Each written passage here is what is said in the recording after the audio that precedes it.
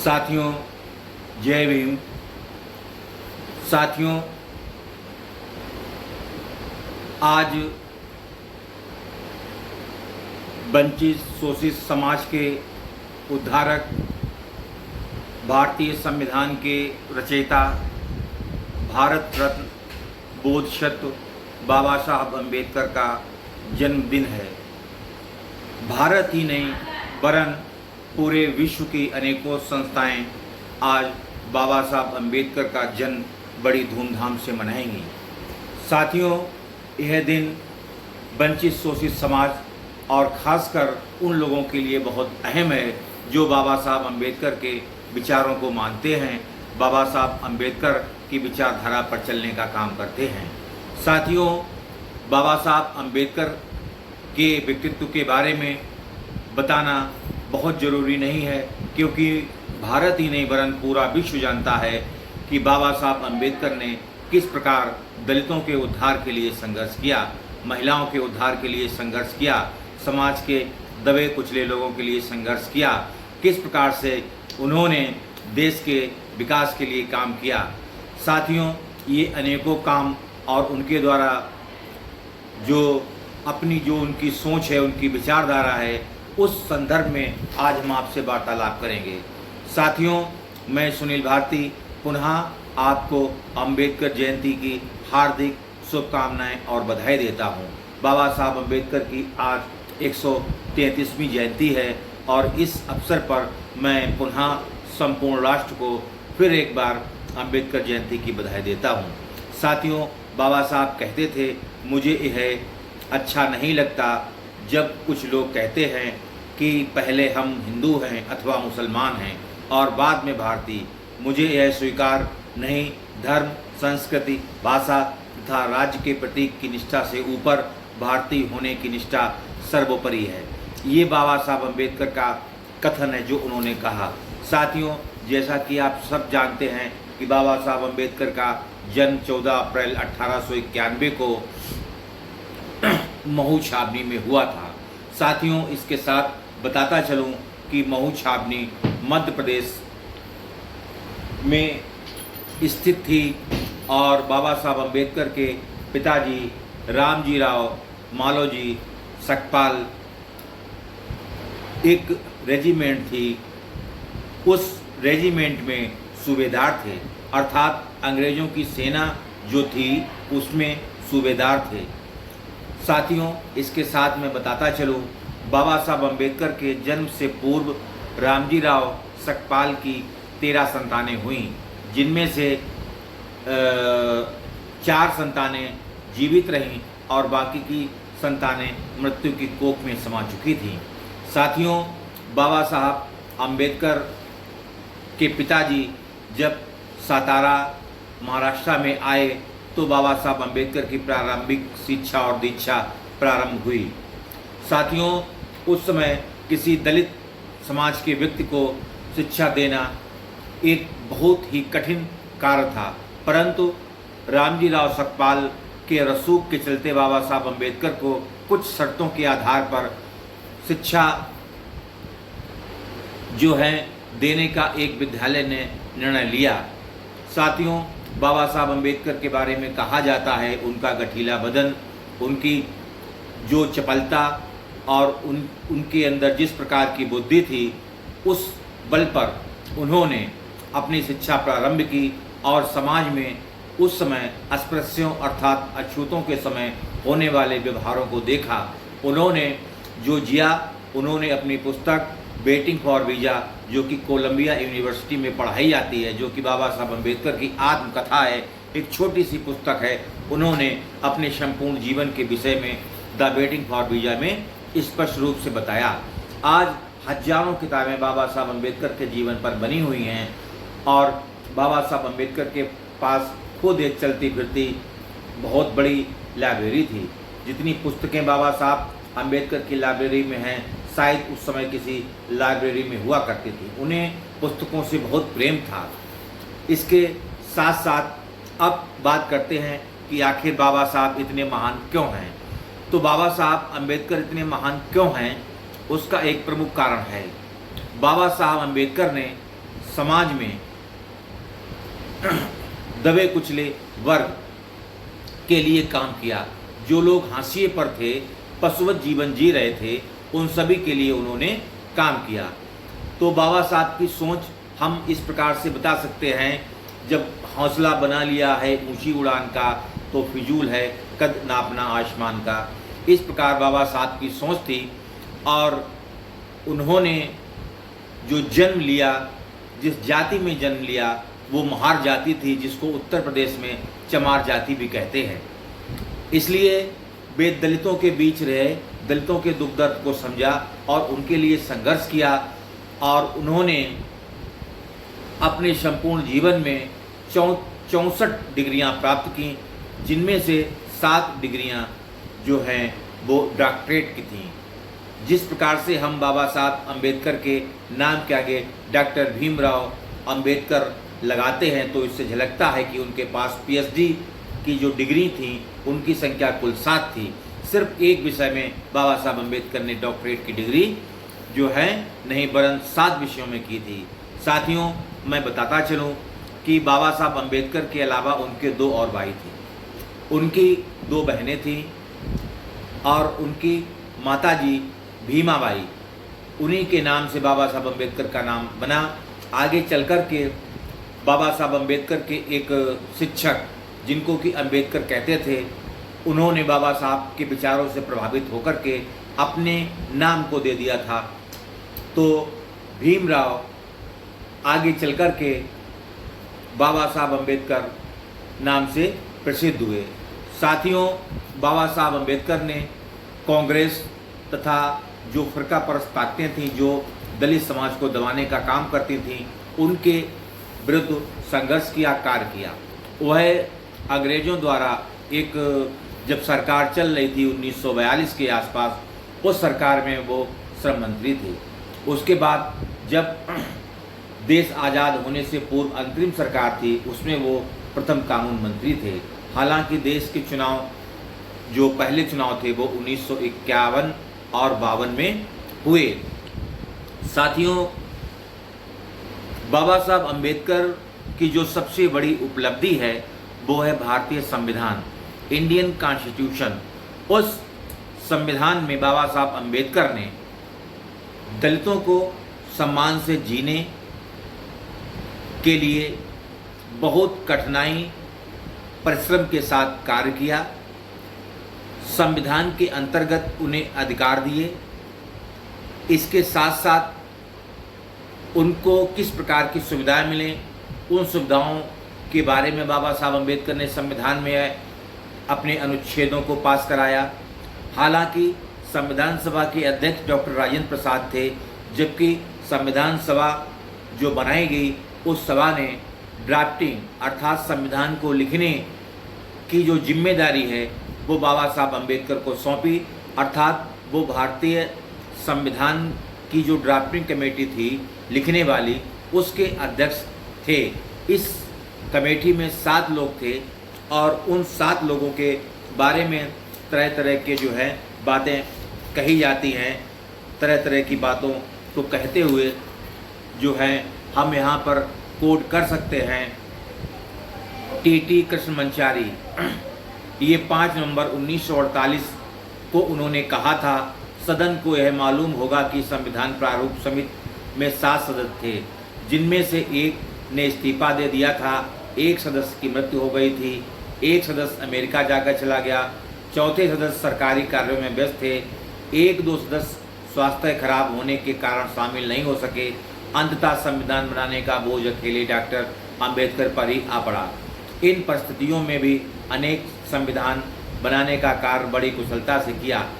इसके लिए वे सदा आदर के पात्र हैं। मैं निश्चय पूर्वक आपको बताना चाहता हूं कि इसके लिए हम सदा डॉक्टर अंबेडकर के ऋणी रहेंगे। ये स्टेटमेंट टी कृष्णमचारी ने 5 नवंबर 1948 को सदन के अंदर कहा था। इसके साथ ही डॉक्टर राजेंद्र प्रसाद ने भी जो है बाबा साहब अम्बेडकर के बारे में कहा। पंडित जवाहरलाल नेहरू ने कहा, डॉक्टर भीमराव अम्बेडकर संविधान के प्रमुख शिल्पकार थे। वहीं सरदार वल्लभ भाई पटेल ने कहा, जब कुछ लोगों ने उनसे पूछा कि आपने बाबा साहब अम्बेडकर को ड्राफ्टिंग कमेटी का चेयरमैन क्यों चुना, तो उन्होंने कहा उनको चुनने से बढ़िया फैसला तो हो ही नहीं सकता। वहीं अनेकों लोग हैं जिनमें से सेठ गोविंद दास भी थे, उन्होंने भी बाबा साहब अम्बेडकर के बारे में कहा, मैं डॉक्टर अम्बेडकर को मुबारकबाद देता हूं कि उन्होंने भारत के लिए ऐसा संविधान बनाया जिस पर सारा राष्ट्र गौरव कर सकता है।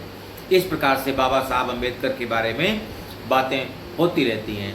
वहीं पर बाबा साहब अम्बेडकर ने जो है खुद कहा है, will India place the country above their creed और will they place the creed above country, I do not know but this much is certain that if the parties place creed above country, our independence will be put in jeopardy a second time and probably be lot of ever.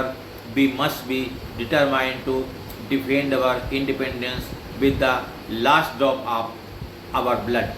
अर्थात हिंदी में इसको दोहरा सकते हैं, क्या भारतवासी देश को अपने धर्म से या धर्म को देश से ऊपर रखेंगे, मुझे मालूम नहीं, परंतु इतना निश्चित है कि यदि पार्टियां अपने धर्म को देश से ऊपर रखती हैं तो हमारी स्वतंत्रता दूसरी बार खतरे में पड़ जाएगी। और वही हो रहा है देश में, और वह सदा सदा के लिए छिन सकती हैं। हमें अपनी स्वतंत्रता की रक्षा के लिए अपने खून की अंतिम बूंद तक दृढ़ संकल्प होना चाहिए। ये बाबा साहब अम्बेडकर की बातें थीं। साथियों, आज जिस प्रकार से संविधान के बारे में भारतीय जनता पार्टी के लोग कह रहे हैं कि हमको 400 सीट इसलिए चाहिए क्योंकि हम भारतीय संविधान को बदलना चाहते हैं। साथियों, भारतीय संविधान को क्यों बदलना चाहते हैं, इसका जवाब उनके पास नहीं है, कोई ठोस कारण नहीं है। क्यों? वे मनवादी व्यवस्था और सोच के लोग हैं जो भारतीय संविधान को बदलने की बात करते हैं। भारतीय संविधान सभी को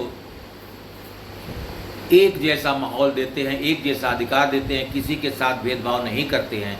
अगर इस प्रकार के संविधान को बदलने की बात होती है तो ये हमारे देश के लिए दुर्भाग्य है। साथियों, आज दिन हंसी खुशी और उल्लास का है, लेकिन बाबा साहब के विचारों पर अगर हम जाएं, उनकी उपलब्धियों पर जाएं, तो हम कह सकते हैं कि उन्होंने भारत ही नहीं वरन विश्व के महान देशों से शिक्षा प्राप्त की। वे एक कुशल राजनीतिक, कुशल अर्थशास्त्री, कुशल विधिवेत्ता के साथ साथ कुशल चिंतक भी थे। उनका जो मस्तिष्क था वह दूरदर्शी था।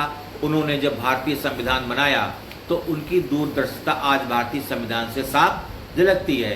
दुनिया में बनाए गए संविधानों की औसतन आयु 18 वर्ष, जबकि भारत में जो संविधान है आज वो 75 वर्ष पूरे कर चुका है। फिर भी आज वो भारत को एक सूत्र में पिरोए हुए है।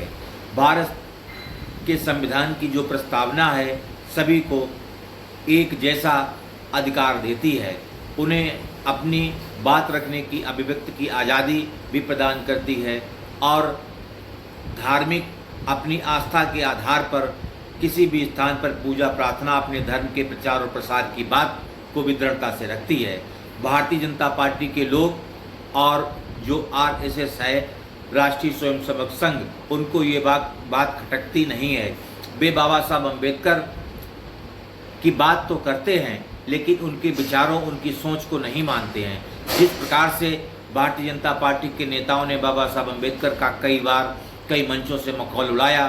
अनंत हेगड़े नाम के व्यक्ति ने तो ये तक कह दिया कि हम अगर 400 सीट पाते हैं तो एक झटके में भारतीय संविधान को ख़त्म कर देंगे। लेकिन ये देश बुद्ध और गांधी का है। ये देश बुद्ध और गांधी का है। बुद्ध ने जहाँ समता समानता का भाव दिया, वहीं गांधी ने अहिंसा परमो धर्म का सिद्धांत दिया, और वहीं डॉक्टर अंबेडकर ने इसको अमली जामा पहनाते हुए धर्मनिरपेक्ष देश के रूप में विकसित किया। साथियों, आप सोच रहे होंगे कि बाबा साहब अम्बेडकर के केवल दलितों के नेता थे। नहीं, बाबा साहब अम्बेडकर दलितों के ही नहीं, वो पूरे भारत के नहीं वरन पूरे विश्व के नेता, जो कि उनकी विचारधारा को मानते हैं, जो संविधान और लोकतंत्र में विश्वास करते हैं, भरोसा करते हैं, उनके लिए भारतीय संविधान किसी धार्मिक ग्रंथ से कम नहीं है। साथियों, मैं आपको बताता चलूं कि बाबा साहब अम्बेडकर ने क्या क्या किया। बाबा साहब अम्बेडकर ने कांग्रेस सरकार में हिंदू कोड बिल प्रस्तुत किया, जिसके अंतर्गत महिलाओं को आरक्षण देने की बात रही थी, संपत्ति में अधिकार देने की बात रही थी, स्वतंत्रता का भाव देने की बात रही थी। और जब यह पूरी कांग्रेस ने बातें नहीं मानी तो बाबा साहब अम्बेडकर ने दुखी होकर के कांग्रेस की सरकार से इस्तीफा भी दे दिया था। द प्रॉब्लम ऑफ रूपी, ये एक पुस्तक है जिसमें भारतीय अर्थव्यवस्था की पूरी रीढ़ की हड्डी जो है दिखाई देती है। एक एक्सरे टाइप का है, ये किताब उन्होंने लिखी। इसके साथ साथ प्रथम द्वितीय तृतीय 1930, 1931, 1932 में जो गोलमेज सम्मेलन हुए, उन गोलमेज सम्मेलन के आधार पर जो हमको कम्युनल अवार्ड मिला, जो दलितों के लिए खास तौर से खास अधिकार देता था, जिसको गांधी जी ने पूना की जेल में उपवास रख कर के उसको पलट दिया और जिसके आधार पर पूना का पैक्ट हुआ। आज भारत में 84 लोकसभा की सीटें रिजर्व हैं, 41 शेड्यूल ट्राइब के लिए रिजर्व हैं। अगर कुल ये आंकड़ा देखें तो ये होता है 125 सीट, यानी कि 543 सीट में 125 सीट एससी और एसटी के लिए रिजर्व हैं। ये बहुत बड़ी संख्या होती है, परंतु हमारे आज के जो संसद में बैठे हुए सांसद हैं वो प्रमुखता से इस बात को नहीं रख पाते हैं। हालांकि कुछ हद तक बसपा के जो सांसद होते हैं या स्वयं बहन जी ने राज्यसभा में जिस प्रकार से इस्तीफा दिया वो सभी को याद होगा। उन्होंने स्पष्ट रूप से कहा था कि जब सदन मेरी बात सुनने के लिए तैयार नहीं है तो ऐसे सदन में मेरे रहने का कोई औचित्य नहीं है, और उन्होंने राज्यसभा से इस्तीफा दे दिया था। जो घटना दयाशंकर ने बहन जी को गाली देकर की थी, उसके उत्तर के प्रतिपक्ष में उन्होंने सदन से बड़ी नाराजगी से इस्तीफा दे दिया था। साथियों, बाबा साहब अम्बेडकर के मिशन, उनके संघर्ष को घर घर पहुंचाने का काम मानवर कांसीराम जी ने किया। इससे पूर्व कांसीराम जी को बाबा साहब अम्बेडकर की विचारधारा पर चलने के लिए दीना भना वाल्मीकि ने प्रेरित किया, और बाबा साहब अम्बेडकर ने 14 अप्रैल 1891 को जन्म लिया, और इस दरमियान उन्होंने सोचा समझा और अंत में जाकर के उन्होंने यह निर्णय किया, हिंदू धर्म जातियों में बटा हुआ है, अगर इस धर्म से हम छुटकारा पाना चाहते हैं, जाति व्यवस्था से छुटकारा पाना चाहते हैं, तो हमारे लिए यह बहुत आवश्यक है कि हम हिंदू धर्म को त्यागें। तो उन्होंने बाबा साहब अम्बेडकर ने अपने मृत्यु से पूर्व बौद्ध धर्म को स्वीकार कर लिया था। इसके साथ साथ बाबा साहब अम्बेडकर ने जो मनवादी सोच के लोग हैं, जो मनवादी व्यवस्था के लोग हैं, तो मनुस्मृति दहन करने का भी उन्होंने कार्य किया। इसके साथ साथ उन्होंने दामोदर घाटी परियोजना हो या आरबीआई हो या योजना आयोग हो, इलेक्शन कमीशन ऑफ इंडिया हो, सुप्रीम कोर्ट हो, बैंकीज हो, आरबीआई हो, इन सब के गठन में अपनी अहम भूमिका का निर्वहन किया। उन्होंने राजनीतिक पार्टी रिपब्लिकन ऑफ इंडिया भी बनाई। उसके साथ साथ मेघदूत जैसे उन्होंने जो है पत्र भी निकाले। तो बाबा साहब अम्बेडकर का साहित्य बहुत है, लेकिन आज अम्बेडकर जयंती है, लोगों को लंबा वीडियो सुनने की आदत नहीं है, इसलिए ये वीडियो मैं संक्षिप्त में बना रहा हूँ, और आप लोग इस वीडियो के माध्यम से ये समझ सकते हैं कि बाबा साहब अम्बेडकर ने किन परिस्थितियों में, किस एरा में संघर्ष किया, और आज हम उनकी वजह से अगर इस कुर्सी पर बैठे हुए हैं और इस पक्के मकान में रह रहे हैं, तो ये देन सुनील भारती की नहीं है, बल्कि ये देन बाबा साहब अम्बेडकर की है, उनके विचारों की है, उनके द्वारा दिए गए हमें अधिकारों की है। आज भारत में जातिवाद जो है चरम पर है, वो दिखाई तो नहीं पड़ता, लेकिन सारा काम जातिवाद पर ही निर्भर है। मोदी की सरकार ने जो पिछले 2014 में बनी थी, देश में एक अजीब सा माहौल पैदा कर दिया है। आगामी लोकसभा चुनाव 2024 में होने वाले हैं। इस क्रम में मैं कहना चाहूँगा कि आप लोग उस प्रकार की पार्टी को वोट करें जो संविधान और लोकतंत्र की रक्षा कर सके। उत्तर प्रदेश में अगर बहुजन समाज पार्टी की बात करें, उत्तर प्रदेश के बाहर, इस प्रकार की कोई पार्टी दिखाई नहीं पड़ती है। लेकिन कुछ हद तक अगर हम इंडिया गठबंधन जो बना है, इंडिया अलायंस, अगर उसमें हम जाएं तो कांग्रेस के साथ ऐसे कुछ दल हैं जो संविधान की बात कर रहे हैं, संविधान को बचाने की बात कर रहे हो, चाहे वो आरजेडी हो, कांग्रेस हो या एसपी हो, उसके साथ साथ साउथ की पार्टियां हैं वो हों। तो मैं कहना चाहता हूं कि आगामी लोकसभा का चुनाव हमारे लिए बहुत अहम होने वाला है। अगर इस चुनाव में बीजेपी की सरकार रिपीट होती है तो ये कन्फर्म है कि भारतीय संविधान ज़्यादा दिन टिक नहीं पाएगा, क्योंकि भारतीय जनता पार्टी ने अंदर खाने वो रणनीति तैयार कर ली है कि इस चुनाव के बाद इस संविधान को ख़त्म करने जा रहे हैं। तो साथियों, अगर हमें बाबा साहब अम्बेडकर के संविधान को बचाना है और अपने हक और हुकूक की लड़ाई लड़नी है तो हमें भारतीय जनता पार्टी को इस बार सत्ता से बाहर खदेड़ना ही होगा। नरेंद्र मोदी जैसे एक लोमड़ी होती है, वो बहुत चालाक होती है, उसी प्रकार का दिमाग नरेंद्र मोदी का है। बहुत सादे दिमाग है, लोगों को बहुत जल्दी वो मोटिवेट करके भावनात्मक रूप से अपना रिश्ता कायम कर लेते और उनसे वोट निकलवा लेते हैं। इस प्रकार का व्यक्ति जो पिछले 10 वर्षों से भारतीय गवर्नमेंट में प्रधानमंत्री है और भारतीय लोगों की दिशा और दशा सुधारने के बजाय इस देश को गर्त में पहुंचाने का काम किया। एक तरफ चाइना ने हमारी हजारों एकड़ ज़मीन को कब्जा लिया है, कई गांवों के नाम बदल रहा है, इस देश में पुलवामा जैसे कांड हो गए हैं, इस देश में दलितों पर जो अत्याचार बढ़े हैं, चाहे सहारनपुर की घटना हो, कानपुर की घटना हो, कुलदीप सेंगर वाली, इसके साथ साथ राजस्थान की घटनाएं हों या गुजरात में अनेकों घटनाएं हुई हैं जो दलित समाज पर अत्याचार हुए, लोगों को मारा पीटा गया, लेकिन मोदी मौन रहे। मोदी की सबसे बड़ी गलती है कि उन्होंने मौन को साध रखा। जिस प्रकार से महाभारत की युद्ध में दुर्योधन को राजा बनाने के लिए उनके पिता जो धृतराष्ट्र थे उन्होंने मौन साध रखा था, वहीं भीष्म ने भी मौन साध रखा था। ये उस महाभारत के युद्ध से परिणित होता है जो 18 दिन चला और उसमें कौरवों की हार हुई, पांडवों की जीत हुई। तो साथियों, मैं कहना चाह रहा हूँ कि यदि आप भारत में रहते हैं, भारत की भलाई चाहते हैं, बाबा साहब अम्बेडकर के विचारक हैं, उनके संदर्भ में आपको अगर मालूम है तो मेरी आपसे सीधी अपील है कि बाबा साहब अम्बेडकर के विचारों पर चलें, उन भारत में लोकतंत्र और संविधान बरकरार रहे, इस प्रकार की पार्टी को चुनें। मैं किसी विशेष पार्टी को वोट देने की अपील नहीं कर रहा हूं, लेकिन इस प्रकार की पार्टी को चुनें ताकि हमारे हक हुकूक कायम रहें।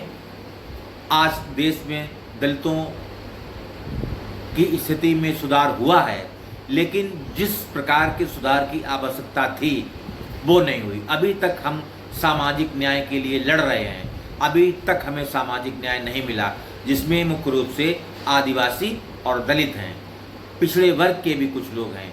आज भारत की आबादी 50% से ज़्यादा आबादी अपने सामाजिक न्याय के लिए लड़ रही है। आर्थिक न्याय की तो बात बाद में आती है, तो हम आर्थिक न्याय तो बाद में सोचेंगे, लेकिन अगर शैक्षिक रूप से हम बात करें तो आज हम धीरे धीरे शिक्षा में भी पिछड़ते जा रहे हैं।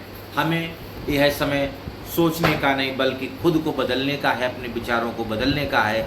इसलिए आज से महत्वपूर्ण दिन कोई नहीं होगा कि हम प्रण लें कि बाबा साहब अम्बेडकर के सिद्धांतों और विचारों पर चलेंगे। इसी के साथ मैं सुनील भारती सभी साथियों को सादर जय भीम, नमो बुद्धाय, जय भारत, जय संविधान।